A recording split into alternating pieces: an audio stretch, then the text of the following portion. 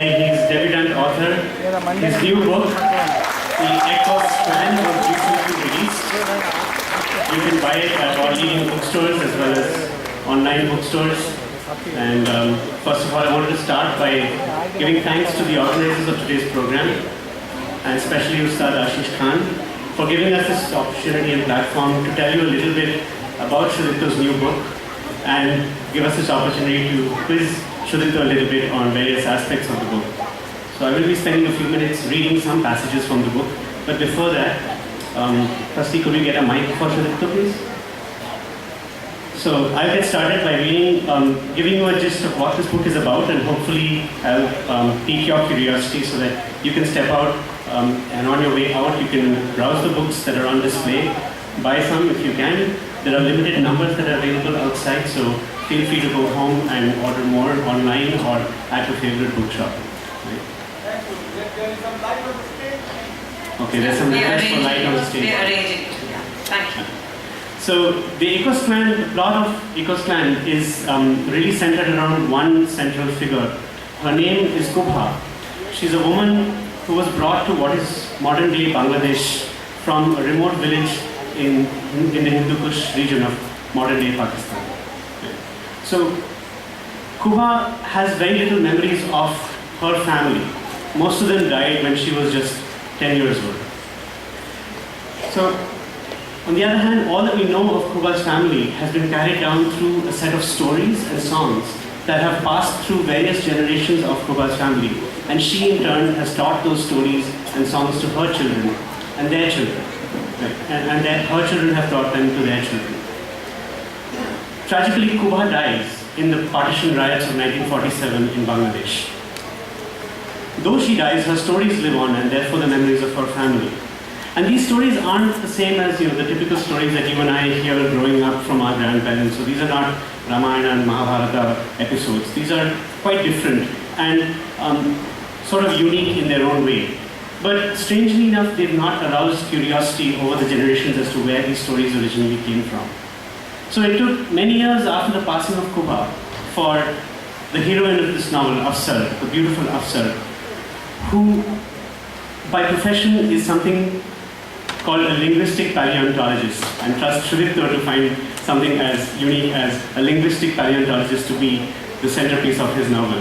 So if most of you are like me, you have no idea what this is. So basically, linguistic paleontologists are people who study everyday speech and languages and look for vestiges of ancient languages in them. And from this, they try to derive information about history as well as the geographical origins of people. So years after Kubha's death, we meet Afsar, who also happens to be the love interest of Kubha's grandson, Krotu, who is the central hero of the novel, so to speak. Afsar discovers that in the stories that Kubha has been handed down over the generations are potential clues to a historical mystery. So the Ecos Clan then takes you on this wild treasure hunt that spans multiple continents, multiple generations, to try and uncover the source of these clues and the mystery behind Kubha's family. And as the novel develops, it becomes clear that over history, there's been a perhaps systematic way to try and destroy the line of Kubha. And all the tragedies and accidents that befell that family may perhaps not be tragedies and accidents after all. So I don't want to spoil the plot for you, so that's as much as I'm going to say in terms of the plot. If you're intrigued, if you're curious, do go ahead and buy the book, and you shall find out the mystery behind Kubha and her family.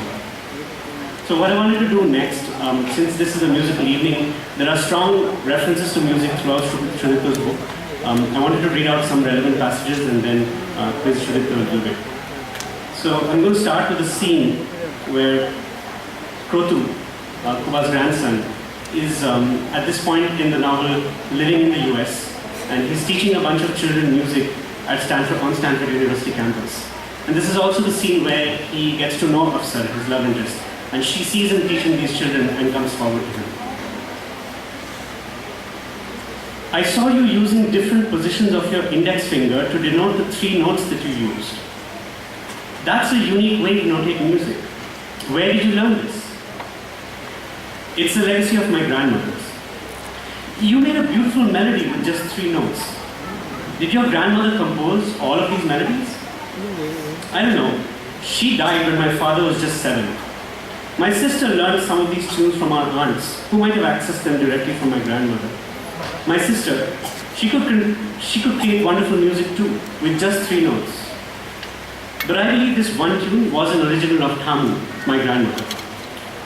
She used the same technique that you saw me use today to help her kids memorize the names of the rivers of Bangladesh.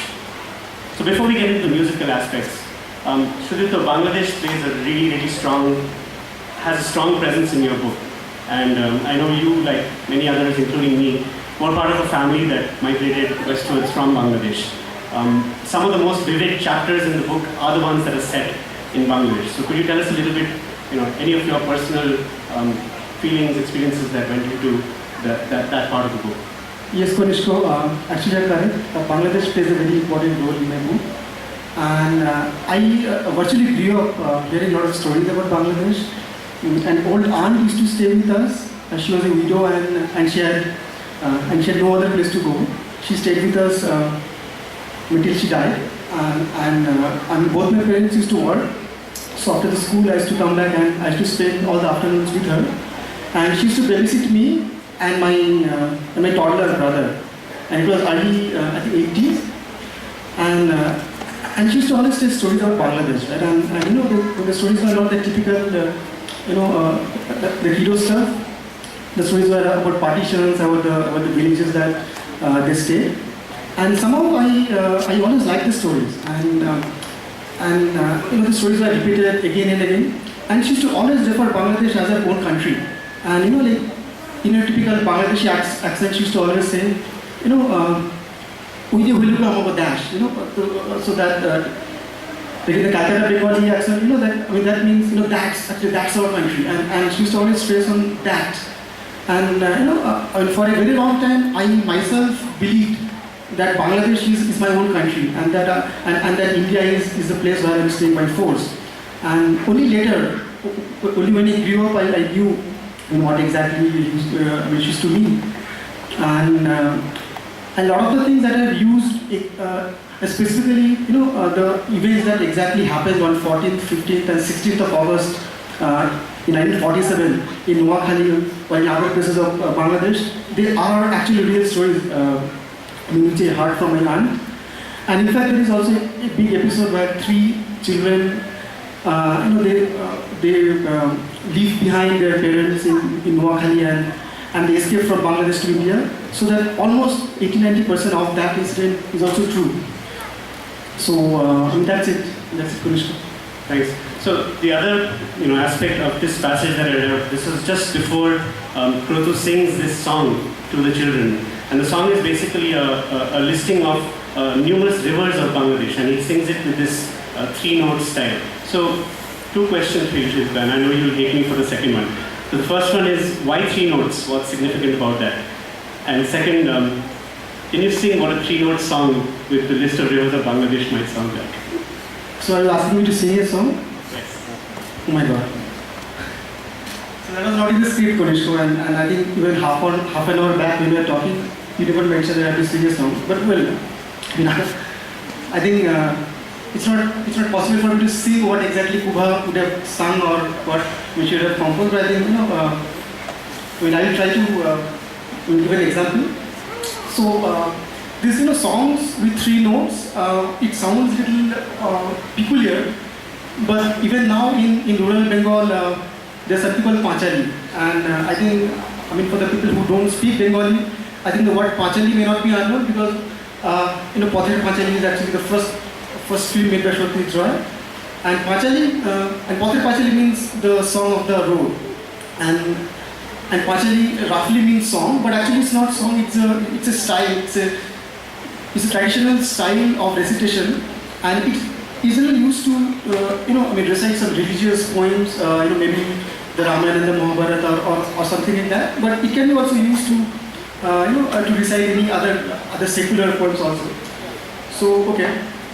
Now the interesting part. So what we'll do, I will try to recite the poem written by Kubha in a Panchali style. So the poem goes like this. So each of the word is actually a name of a river, like Shugandha, Dhanshiri, Feni, Shalta, Vishakali. Visharkandi, Horingata, Kochuno. So each of these names are actually rivers. And in the Pachali style, it would sound something like this. Shugandhadan Shiri Feli, Sholta Bisho Khali, Visharkandi, Horingata, Kochuno Khali. Koto Khali, Bhashai Kali, Shipsha Jhabjhapia, Kali Ganga, Dor Khali, Mongla Takatia.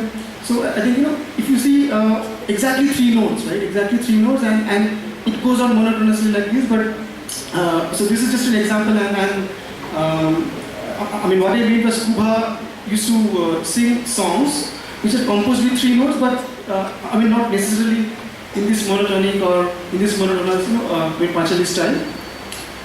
So, is it fine for Nishka? Yeah, that's good. So I should mention, when I said Shrudipto Shrudipto is also an amateur musician, but he's not an amateur vocalist. He's a violinist.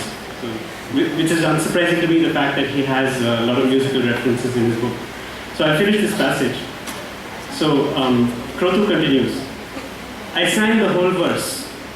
When I finished, I saw Afsar staring at me, her elbow resting on her right leg and her chin on her palm. Did your grandmother always sing tunes with only 3 notes? She asked, without taking her eyes off me. Yes, at least that's what I can make out from whatever I've heard. I'm wondering, she said, where could she got this idea from? Did it ever strike you? So the book goes on to contemplate connections between Kubha's 3-note compositions and Vedic chants as well as Drupad music. Shrudipto, there's a lot of musical references in your book. You want to talk a little bit about why these references? Yes, so the book also talks about Rigveda and Drupad music, but exactly what is the connection? I think that you have to read the book and then find out. So Rigveda is believed to be the first book written by mankind, and it's believed that it was written sometime around 1500 BC, so which makes it close to 4,000 year old. And apart from being the first book, the origin of Indian classical music can also be traced to the style in which the Rigvedic poems are sung. So and the Drupad music has the vestiges of the style in which the Rigvedic songs were sung. And what is the connection between Kubha's song or Drupad music and Rigveda? So that's one of the mysteries that is hidden in the book. So I believe if you happen to read the book, then you find out what exactly is the connection. And apart from Indian classical music, there is a lot of Western classical music, especially Mozart. I myself have been obsessed with Mozart from my childhood.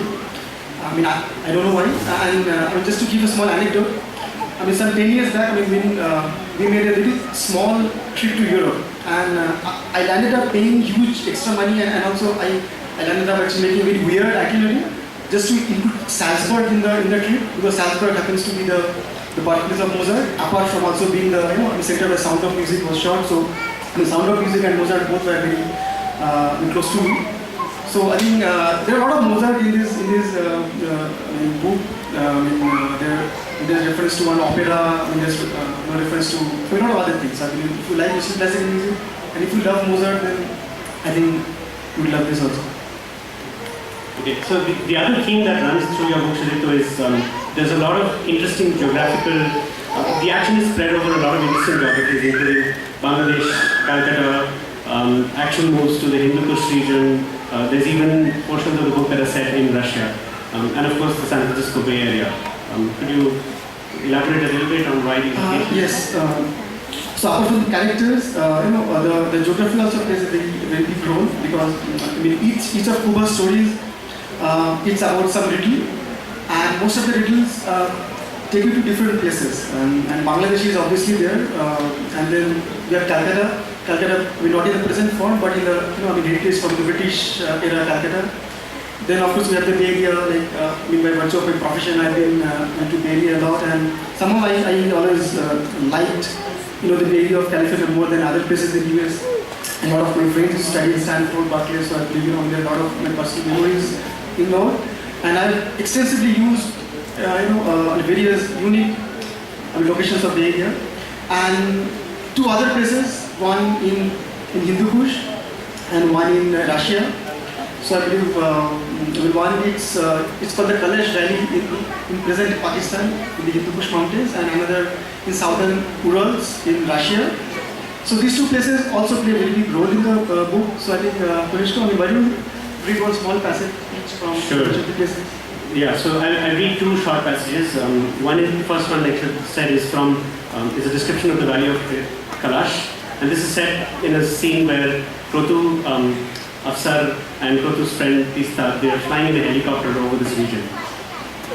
Down there, not much below us, the landscape was turning into a three-dimensional canvas of an artist who had let loose his imagination and created the setting for a fairy tale. Pristine lakes and tarns filling up beautiful dimples on the faces of mountain valleys. Babbling rills and jumping cataracts flowing gleefully over the limbs of rocks standing still for ages. Gentle streams and haughty brooks walking side by side through a bazaar of trees. Raging torrents dashing against boulders. Tree trunks jamming against the rocks and piling up in picturesque confusion. Romantic shaded paths and wild vine and pomegranate thickets bordering tumultuous little streams. Snowfields and glaciers, naked ridges, and unending rows of spurs. From this height, the scene below looked like a collage of the best photographs from National Geographic. For a long time, no one could utter a single word. We were mesmerized by the abundance of pure nature unfolding beneath us. The last passage I read is a short one. It's set in the Archean region of Russia. Here too the same three characters are flying over this region of Russia. Below us, quiet like a grave, lay the remnants of a 4,000-year-old castle, whose only visible signs were the marks of the foundations of its walls. From above, they looked exactly like the layout we had been examining over and over again these past few days.